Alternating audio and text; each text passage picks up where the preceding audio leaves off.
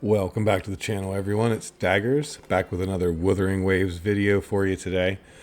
So I'm going to follow up on the last video I made, which was about the man Alto here. And I made a video or a post on Reddit as well. It got some discussion, and it seems like a lot of people are unfamiliar with the concept of an avoidance tank, or like a dodge tank. Because I called Alto a tank in the game, kind of jokingly, but he can fulfill that kind of role by avoiding damage. And really what I want to do is I want to talk to my low skill players out there, right? All the videos I'm seeing are about these CN metas and all this switch tech and cancel tech. And like, I'm in my 40s. I have bad reflexes. So I'm hoping that I can provide a little bit of value to the community by making some videos on some low skill cap characters and showing maybe a slight alternate way to appreciate the game. I know I'm never gonna like clear the hardest content in the quickest times, perfect no hit runs, right? So this is about having fun for me. And like I said, that's one of the reasons I really loved Jianxin whenever I first got her, right? She makes it really easy to parry and other things, but today we're talking about Alto. So I wanted to show it on the Heron here, because he's a pain in the butt. So it's it's right here, the clone, the missed avatar. So I got lucky, I got 4 copies of Alto when I was pulling for Jianxin. There's my skill issues I was showing. I didn't pull another clone out. But he will only attack the clone. He turns around, ignores me, just completely attacks the clone. Put another one out, dodge through, there, turned his attention back, look, attacking the clone. So this is what I mean for low skill players, right? A tank in a normal RPG, you know, their role is to avoid damage, one, but usually through sustain or damage mitigation. Everyone in this game understands the concept of a dodge tank because they all just say, well, all you gotta do is parry and dodge, right? Like, that was a good dodge there. You don't have to get hit in this game, right? If you're good enough, you never have to worry about it. But Alto just makes that so much easier with this missed avatar. Pulling aggro to the bosses. It's great. I love it. Plus, well, yeah. The only downside, that shows it right there. It's a really great downside, and it has part to do with the camera and the aiming bugs that are still kind of in the game, but positioning, right? You've got to get your positioning good if you want to actually do some damage with Alto. You got to stand right behind it, and then you see it multiplies the bullets. And then when I go through, more bullets come out, and then if I put my wall up, I'm shooting multiples through the wall at higher damage. There's thousands. Now we're going to pop into some damage mitigation. Since well, and again, skill issues, right?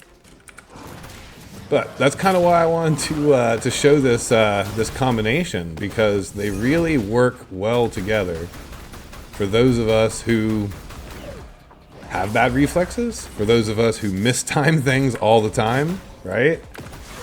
Alto just adds a utility. And again, I wasn't really taking that fight seriously. I'm slightly better than that. There's the camera bug. You can see how I kept pulling over there towards the.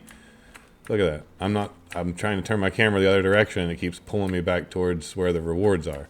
That's what I'm talking about. That gets a little irritating on a range character, and positioning needs to really be important. But the key thing that I wanted to just show off with that fight was the utility, right? And that's kind of my whole point with the thing, and kind of jokingly calling him a tank, because obviously you can see he takes damage, right? But there's more than one ways to mitigate damage. The concept, as I said, was already in the game. Dodging already, doing a perfect dodge.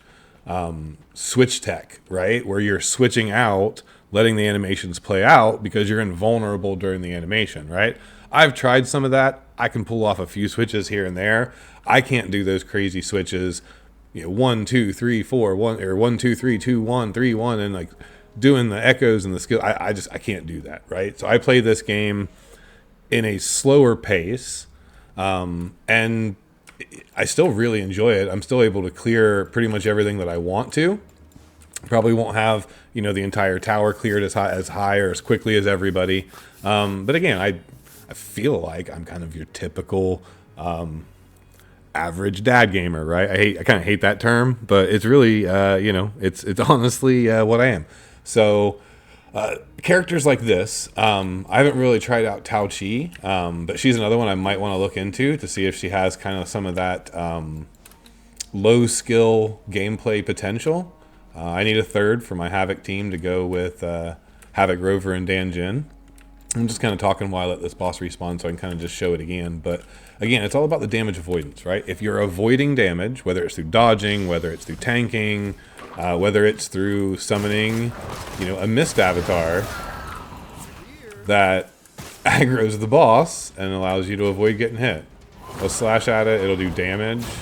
And that thing can take 2 or 3 hits from a boss at level 55. I don't know how well it'll scale up. But I love the fact that it gives you so much utility. Alto's damage is honestly not too bad. Yeah, I can pop off multiple bullets there. I've never tried to solo this fight, just Alto. I might actually try that right now while we're talking. But you can see the utility, right? He's aggroing over there on my mist avatar.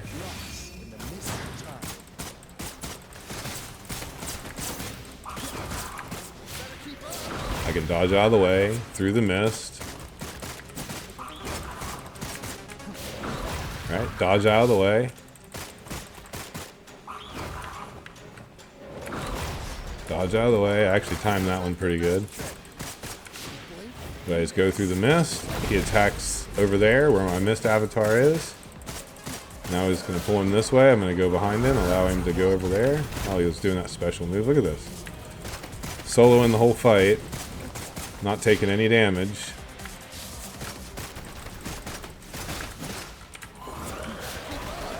As long as you stay out of the AoEs, you're good.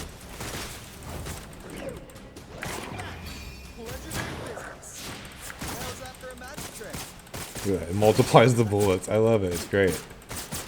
And look at that. I soloed the fight with Alto, not taking any damage, just because I can avoid it with the mist avatar. It allows you to truly play and utilize the range in this game. I leveled up Mortefi. Don't get me wrong, I like Mortefi, and I'll probably find a use for him on a team, but right now, I kind of don't have a use for him on my teams. I've got Jianxin and Alto right here. I can put Mortefi on this team, and he can help buff up some Jianxin damage. I can throw him in just to maybe regenerate some energy or something. I don't really know. It doesn't really seem useful. Thought about throwing just Baiji on here to give me some healing every now and then. A little bit of extra 15% damage, I think, on our outro. But really, I have so much fun just playing these two and switching back and forth between these two that I really don't want a third character right now. I've thought about maybe putting Sanwa on the team just because I really like her play style. I leveled up to 20 early on. I ended up not leveling up any further, but I really liked the sword play style and the slashing through and kind of the little mini game where you break the ice. I really liked her. So, but really right now, these two characters are a perfect team, right? They pair really well together. Jianxin does a ton of damage. I've built her as a DPS. And then she provides that shield, which is some self-sustain, and then it heals, right? So if Alto does get hit, if I play bad, I just switch into Jianxin, I pop the shield, and then I switch back to Alto, and Alto gets the healing from the shield, and she ticks for over the whole shield, probably 3,000 to 5,000. I don't really pay that close attention, but she can heal up at least half of my HP with her shield bar. It only heals one person, but I've only got 2 people on my team, right? Now, again, this isn't the most optimal way to play, but I'm having just a lot of fun with these two. So as I run around the world, as I farm my echoes, I find myself just using this team over the last couple days, and I'm really enjoying it. Again, I pulled for Yinlin. I love the Yinlin Calcharo team. It's doing a ton of damage. I got all 3 of them. I got Verena. Luckily, I got her early on the standard character banner, so I leveled her up, and so this team is awesome, right? This team's carrying me through a lot of the harder content, and I love playing with Yinlin. Kind of sad that over the last day or so I've kind of really enjoyed playing with Alto so much kind of, he's been my new toy. It's really been weird over Yinlin. Like, I love Yinlin so much, and I switch them back and forth. But right now I wanted to kind of showcase this again. And again, the point is really about the skill gap, right? For those of us with low skill, that you're avoiding damage through a very unique mechanic in the game. And I'm sure it really helps that I was able to get, and multiple dupes of him, right? Like, I would not have built him if I didn't just get him 4 times whenever I was pulling for Yinlin. Like, I thought I would get a whole bunch of like Yanwu copies or something and build him. I got only copy I got is from the tower. I did like 100 pulls on the Yinlin banner, and I didn't get a single copy of him off the Yinlin banner. I got a couple of Sanhua, so the reason I thought about using her, I have 2 dupes of her. I don't have any of Danjin yet, and I have 1 of Mortefi. But I'm kind of rambling again. I have this bad habit of rambling into my video, so I'm going to wrap this up. The point again is the tech, right? He has a unique skill that other characters don't have, and he provides a lot of benefit. And I really truly think that as the content gets harder and as these bosses hit harder and harder, as we go up the ladder, characters like this, like Alto, that have a mechanic that allow you to completely avoid damage, that not only that, it taunts the boss, it pulls aggro, I think it's going to be invaluable. I think that I'm always going to have a place for Alto on my team. 1, because I love Jianxin so much, and I think she's so versatile. She does everything and does it well. I personally think she's the best design character in the game. Whether you want to say she's the best DPS, I don't care. She is the best design character in the game. And I'm really loving Alto. And he pairs really well with her. The play style for me, the way I play, is really smooth.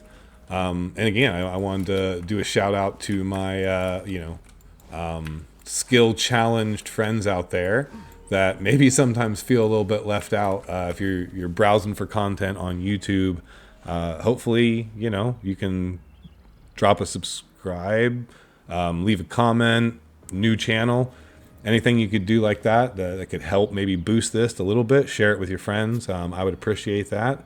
And I plan to continue to make some more of these videos showcasing what you can do when you suck at the game. So thank you guys very much for sticking around if you did this long, and I will see you next time. Peace.